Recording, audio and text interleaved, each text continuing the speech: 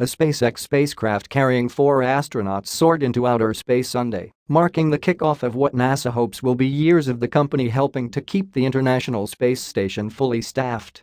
NASA astronauts Michael Hopkins, Victor Glover, Shannon Walker, and Soichi Noguchi, an astronaut with Japan's space agency, are now in orbit, riding aboard a SpaceX Crew Dragon capsule that is expected to dock with the ISS on Monday at 11 p.m. Eastern Time. That means the crew will spend 27 hours in orbit as the spacecraft slowly maneuvers toward its destination. The trip would have been shorter if the Crew Dragon were able to launch on Saturday, as NASA first planned, because the ISS would have lined up in such a way as to allow the spacecraft to reach the space station in about 8 hours. But bad weather brought by Hurricane Eta forced launch officials to delay takeoff to Sunday evening. The capsule has a working restroom, and the astronauts will have time to get some sleep as the fully autonomous vehicle maneuvers through orbit, while SpaceX and NASA officials in Houston, Texas, and Hawthorne, California, watch over the journey. This is a landmark mission for NASA and the company because it is the first fully operational crewed mission for SpaceX, following up a test mission in May that carried NASA astronauts Douglas Hurley and Robert Behnken, both test pilots, to the space station. But this mission is not a test. SpaceX's Crew Dragon was officially certified as a spacecraft worthy of carrying people last week, paving the way for it to begin making the trip relatively routine, carrying astronauts from a variety of backgrounds. On this mission, for example, both Walker and Noguchi have backgrounds in physics. The Crew 1 team is slated to conduct all sorts of experiments during their 6-month stay on the ISS, including research into how microgravity affects human heart tissue. They'll also attempt to grow radishes in space to build on studies designed to figure out how food might be grown to sustain deep space exploration missions.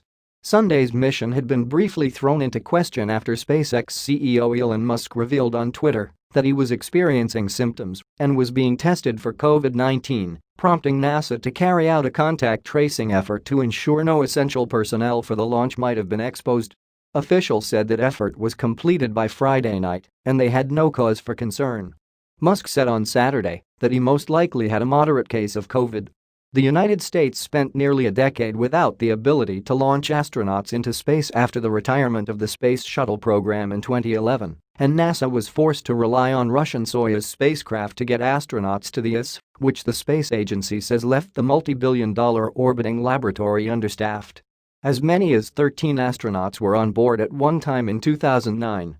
That number has occasionally dropped to as low as 3 on several occasions, which leaves fewer people to help run experiments and help keep the space station well maintained. With this launch, it will grow to 7.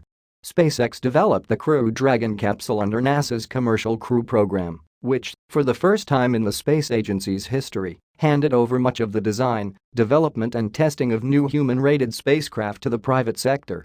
NASA awarded SpaceX and Boeing fixed-price contracts worth $2.6 billion and $4.2 billion, respectively, to get the job done.